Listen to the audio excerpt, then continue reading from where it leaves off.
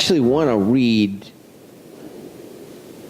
usually we read the gospel reading right before the sermon. Today I'd like to read Psalm 133 again, New International Version, because it really is what most influences this morning's message. So I'd like to read Psalm 133 again. And again, may God bless you in your hearing. How good and pleasant it is when God's people live together in unity. It is like precious oil poured on the head, running down the beard, running down Aaron's beard, down on the collar of his robe. It is as if the dew of Hermon were falling on Mount Zion. For there the Lord bestows God's blessing, even life forevermore.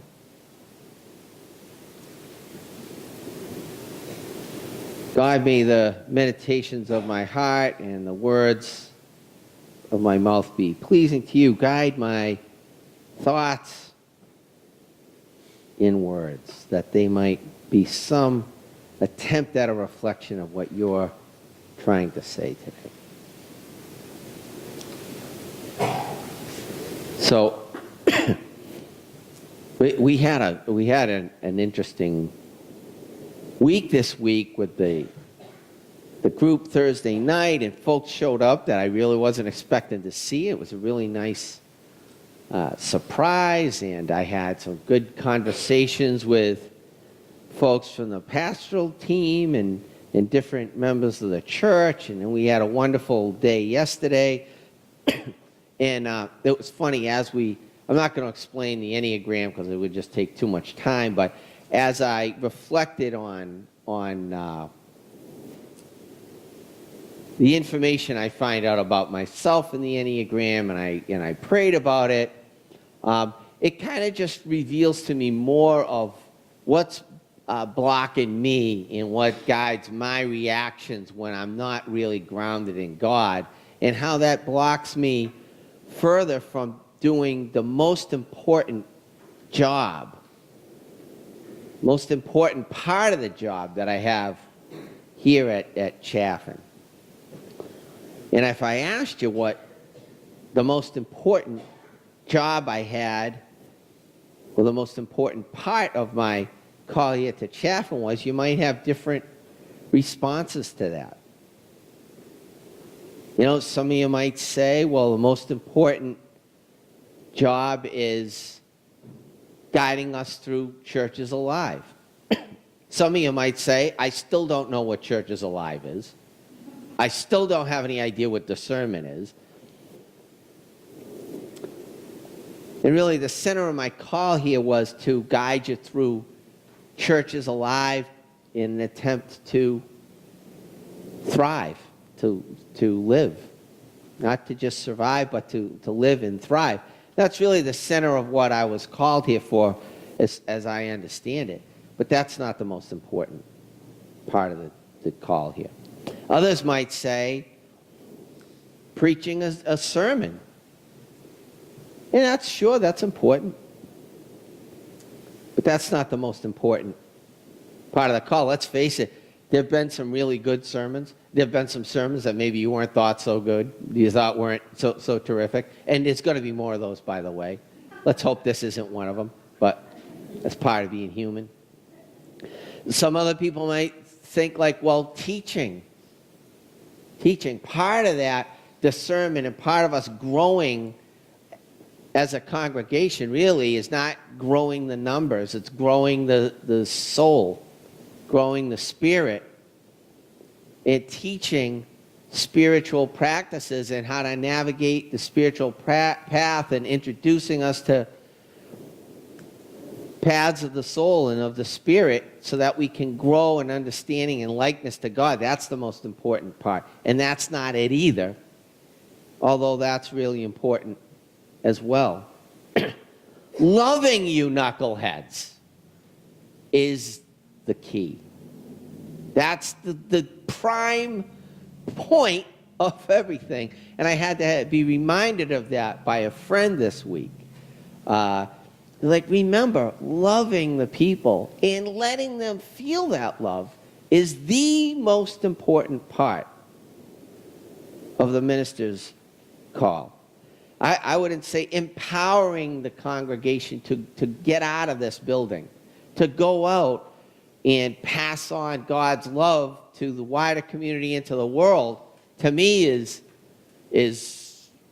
what makes the difference between a minister and a chaplain. A chaplain who comes and just takes care of you guys and your needs. A minister empowers you to get out of here and to go be the church outside. To me, that's the most important thing. But then I remember, oh no, it's not. That annoying friend. I mean, that wonderful gift of God friend who reminded me, you gotta love people first. And you gotta remind them all the time. It doesn't matter what you did the first year you were here. It doesn't matter how you showed up or the people that you ministered to or the hospitals. That stuff's great, but that doesn't mean anything today. You have to love them every day. Now, that person didn't say that. That's what God said to me through that person. That's what I heard. We often hear stuff that people never say. A lot of it's a reflection of our own ego. A lot of it's sometimes God's whispering, God's nudge. So I had to remember that again, that loving you guys is the most important aspect of the call. Why? Why is that the most? Because anything that comes not from love is just a clanging cymbal, as Paul tells us so eloquently in Corinthians. If not for love, it's just noise. It's just noise. It doesn't mean anything. They got to know you love them, or it's all pointless. It's all for naught. And I remember my mentor, Burns Stanfield, Reverend Stanfield, who you guys have met, who, gosh, he taught me that every day I was with him out at Fourth Presbyterian. His first job was always to love the people. And my friend reminded me that the reason that's important is because one of the main things you hear, if you think you're here to teach or whatever it is to introduce people to God over and over and over again until they really get it in their soul, how much God loves them. And one way to do that, and one important thing, is for you to love them and to remind them that you love them. So last week, a lot of folks showed up on Easter Sunday expecting chocolate bunnies. It's Easter. And I gave you broccoli. I didn't have any chocolate bunnies. I had broccoli. I had a really meaningful week for me. I loved Holy Thursday. Was an awesome service. Good Friday, the church service with the multiple congregations at the 3 churches downtown was awesome. And I became really kind of embroiled in I was affected by our cottage meeting, and I just didn't see the growth in the understanding of what it is we're doing together. And I think that kind of penetrated my experience of the week, and the sermon was really guided not so much by hope in resurrection, but by a challenge to embrace your cross if we want to get to Easter. And I think that's an important message, and some folks said they didn't like that message so much. And other folks said, yeah, I think that's about where we are. That's a reflection of the reality. But the real important key of the piece is, did you feel the love in that sermon? Because maybe it wasn't there. And maybe that's why it tasted like not even just regular cauliflower, but like kind of bitter cauliflower. Maybe I didn't get enough love into that sermon. So this week I prayed and asked God to remind me why I love you guys. And I do. I love the folks who aren't even here anymore. Why do I love Jan Eichholz? I only got to meet her a few times, but my heart was really warmed with how sharp she was, but how patient and kind she was to her loving life partner, Doug, who isn't the same guy he was. As he's gotten older, dementia kind of hit him, and it didn't hit Jan the same way. But I saw her loving him as if he was the same guy he always was. It was really beautiful. I love Mary Emma because of her humor and feistiness and bluntness. And Mary Emma loved me back, kind of like a mallet of some sort. I love Tom because of his just adoration and worship and love of his family. And also his humor. He would come in and check on me. And he'd come in with a joke and see how I was doing. I love Georgie because she carries an incredibly heavy burden and cross of her own, but she's always got time to think of other people and pray for other people and try to be of service to other people even when she's in agony. She keeps showing up for other people. I love Jane because of how she took care of Ken and how she loves other people and how hardworking she is. I love Shirley because she appreciates so much any affection or concern or care you show for her. She remembers for a month if you give her one kind word. I love Beth for appreciating tradition, but being open-minded and keep showing up to all these crazy groups, trying to open up a little bit more. And keep trying to learn. I love Stephanie for her life of service and how much she is deeply concerned about other people. For her really lifelong commitment to accepting her family and her parents and loving them just the way they are. That's a challenge for a lot of us. I really love Nancy Pearson for her consistency and humor and compassion. Sometimes Nancy has no idea. I feel this way about her, but I'll be a little jammed up and she'll just smile or share a little bit of a joke, and she lifts me right up. Joyce is hardworking and loyal.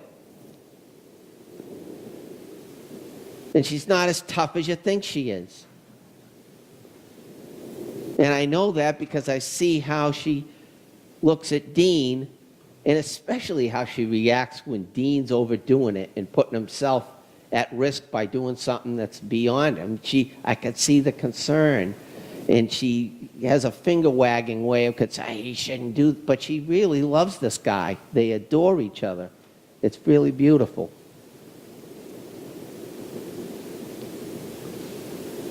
I love John Zywa, and it's not for all of the many reasons you might think. He's competent, he's a good moderator, he does all this stuff, he's creative, he works hard, and he uses his analytical skills and all of that stuff, and I benefit from it, and it makes my time here a lot easier, but when it comes down to it, I don't really care about any of those things so much. John has, and you may or may not know this, he may or may not know this, a deep desire that burns in his heart to be a more loving person, to reflect more the heart of Christ. He's never said that to me. He's never put it that way. But in the conversations we have, John really wants to be more loving. And I think he's a pretty loving guy. But that burns in his heart. I love Mia. Why? Well, I don't know Mia that well. Well, that's not why. But, like if I knew you better, I wouldn't. No, that's not where I'm going with this. What I love about Mia is she reminds me a little bit of myself. I'm sorry, Chris, I know that's terrifying. But what I love about Mia is that Mia's going to surprise the heck out of somebody, probably everybody. Mia's going to find her way, and when she does, she's going to explode. And we're going to look back and say, boy, I didn't see that coming. Mia's going to be a surprise. Somebody told me that about me, and I was offended by it. I'm like, what do you mean I'm going to be a surprise? Like, I don't look like I'm on a trajectory to be so... You're like, no, that's not what I mean. That was my minister told me that.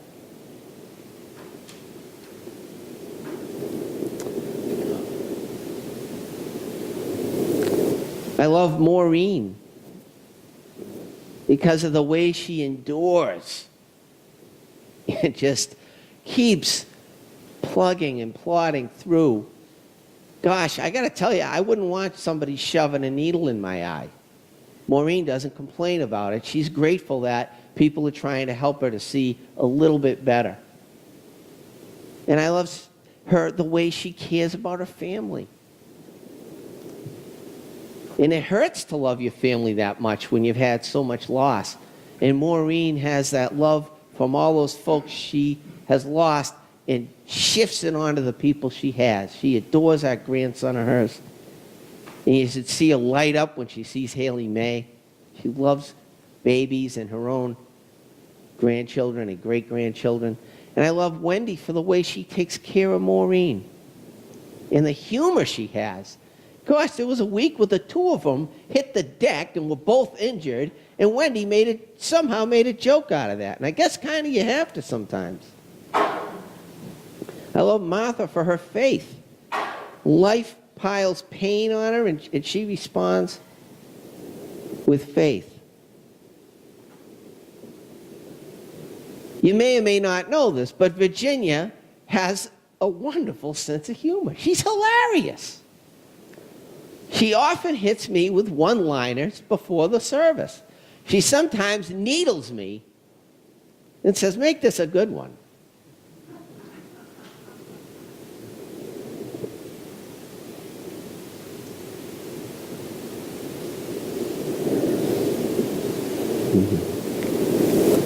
Andrea has tremendous faith. Is really a wonderful mirror. She has a fantastic sense of humor, and I'm not sure if she got the faith because she could finally laugh, or if the humor is a result of her faith, because when you have that kind of connection to God that Andrea has, you'd better have a sense of humor, because you're going to be exposed to life's challenges. And Andrea has that. I love Dave because he loves this place. And you can see the best of Dave by the way he cares for minute details about this place that none of us would be aware of. And he loves it so much, he wants you to love it.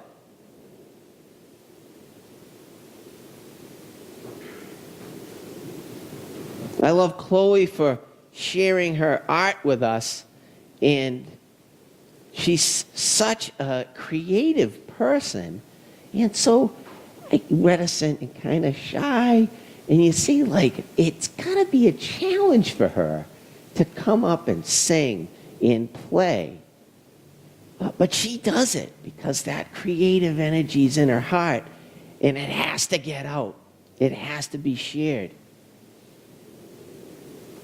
And sometimes I'll ask her, could you play? Could you do this? And she'll, yeah, I can. And I'll push a little more, and I'm like, how about this? And she's like, I'd really rather not do that. And the thing that she'd rather not do is whenever I ask her to be more in the spotlight. I could be speaking out of turn, but I think Chloe would rather sing from a closet in the back and have it piped in than to have to be here and to receive the love back that we shower on her is probably somewhat overwhelming. I love Ann Alt because she's a kid. She's so young. She's got this enthusiasm about learning and growing in this incredible humility and wisdom that we don't all get just because we are alive a long time. And she's one of those wise people that doesn't act like she has the answers. I love being around those folks. I love Nancy Kane's got an insane, just wicked sense of humor.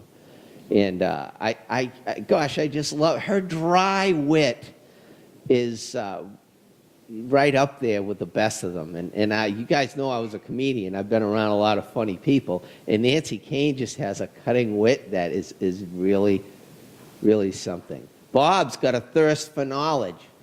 I mean, at his age, he doesn't care he's like a kid too. He's thirsty. He wants to learn and wants to know more. And he's so open to learning. Dean is self-sacrificing and humble. And I love how hard he is to compliment. He doesn't do anything to get attention or to get praise or to get appreciation. He does it out of love. Dean is a real servant. And when I see Jesus in you different people, and I see Christ in different people, I see the Jesus who washes his disciples' feet, which is my favorite version of Jesus. I see that in Dean.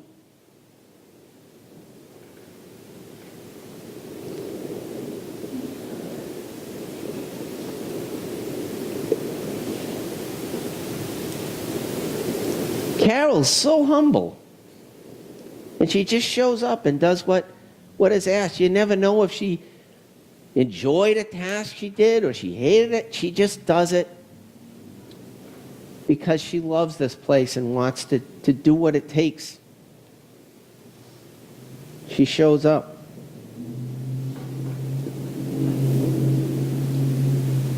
I love Chris Flood.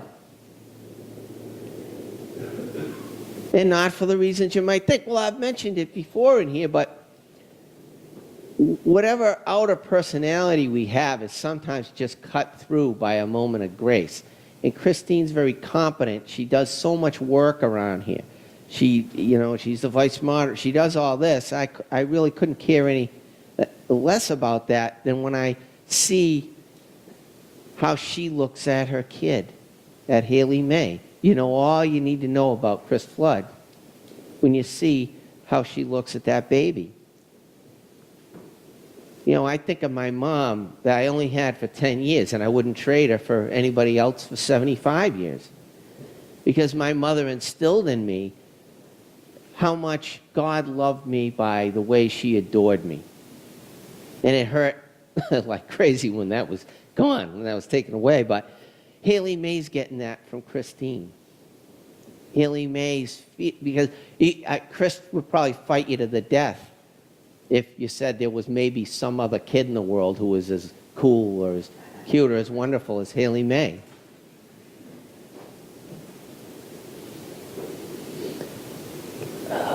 Alan has a deep respect and admiration of history and tradition.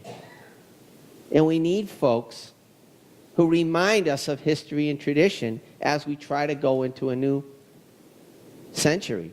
We're still trying to get to the 21st century. We're not really ready. We're not really quite willing. But as we go there, we need people like Alan.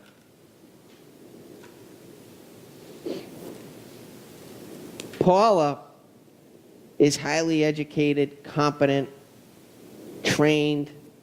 She's trained, and I could tell when I've sat in groups, she's got training on how to manifest, listening and compassion, and you can learn that. But beyond that is a real heart of deep, deep compassion for humanity, of deep caring. She knows how to show you she cares. Maybe that's part of what you learn when you're learning to be a decent nurse. But it actually flows out of a truly deep compassion that I think is how Christ is reflected in her. Phil's another guy who does stuff and doesn't want credit, doesn't ask for it. He just shows up and helps me put air conditioners in on a 95-degree day in the middle of his workday, and then he leaves. He's just solid and steady, and he's humble.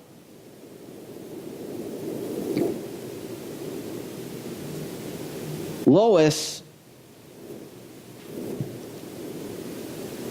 often shares with me her concern for somebody else. Do you know that so-and-so had this happen? And she's so appreciative when you think of her. She'll remember it for a month.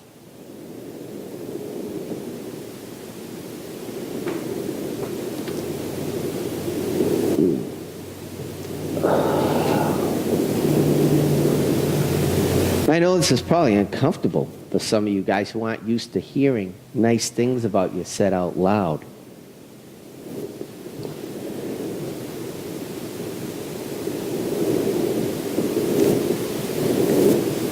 Chris, there's a lot more to Chris than we even know, but we know a lot. She's been around for a long time, and she's been at the center of the church family. She's been a wonderful mother, was a wonderful wife, is very strong. But she's got a really beautiful and soft heart. And as that strength gets cracked, we get to really see how beautiful Chris is. She's just a lovely person. She's one of my favorite people.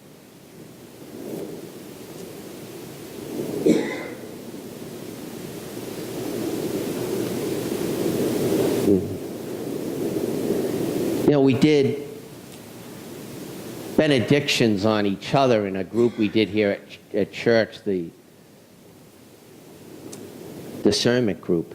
And what came to me for Ed is, Ed presents as sort of a by-the-book business type guy.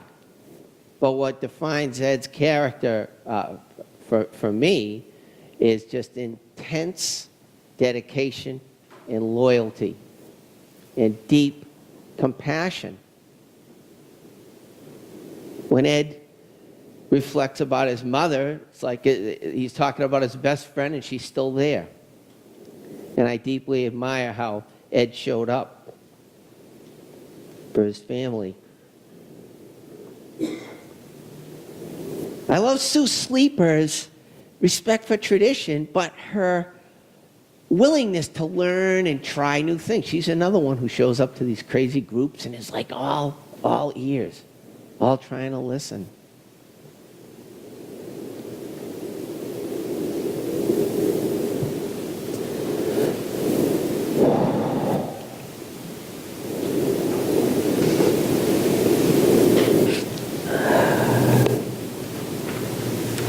I love Chaffin in spite of itself.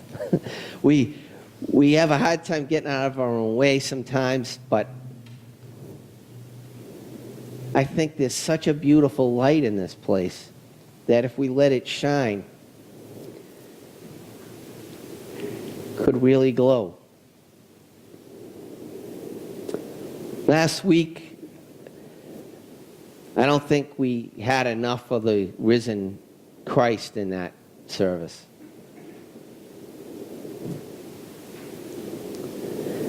So we are closing today with really a traditional Easter Day hymn, but maybe I need that reminder myself that Christ is alive and well and is still cooking in all of us.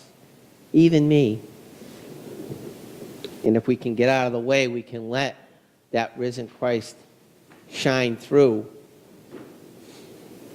I hope you guys know that I do love you. I didn't get Mark? No, well, thank you. Because you know what? I'll tell you what I love about Mark. I could do it from memory.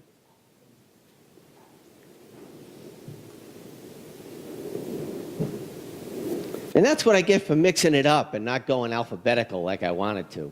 I wanted to go more spontaneous. What I love about Mark is his humility. What I love about Mark is when you ask him to do something, he'll do what he can to help if he can help, but he doesn't break his leg as if he needs to be the helper and to do everything for you. If it's something that he's not comfortable, I actually asked Mark to do something early on, and he paused and he thought about it, and he said, I don't think that's really I don't think he used the word calling. And I was like, I really wanted this guy to do this. Then I thought about it, and I really respected the fact that he kind of knows himself. I appreciated that one day I came in and there was this really cool jazz music playing. And Mark had made a CD for church and brought it in for the lead up, warm up to the church, and he was playing it at like 9 o'clock. And I didn't know this guy had this amazing, beautiful music in his head, this eclectic, really cool stuff that he brought to share with us. And that said, there's a lot more about this guy that I don't know because of his humility. And I like Mark's sense of humor. He kind of rolls with it. And we need folks who take life seriously but can roll with it. So thank you, Stephanie, for helping me to not stiff Mark on his well-deserved blessing. God, oh my gosh. Oh, I stiffed Abby. See, this is bad. Well, I'll tell you what I loved about Abby is Abby's love of her family. And when I really got to see Abby's heart was the way she looked at her dad.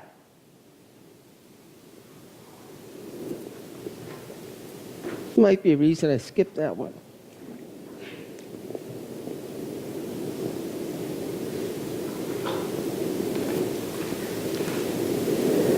And what I appreciated about Abby also is that, I couldn't wait to get out of church. I couldn't wait to get away from church. When I was 16 and they stopped making me go, I didn't go for like 25 years other than a couple times a year.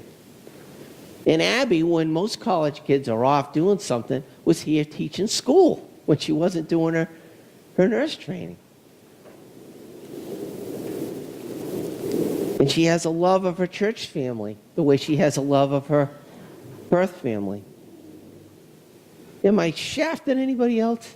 I can't take much more of this. I know we have a new friend today. So I don't love you yet. I don't know you. I'm sorry, man. But God loves you.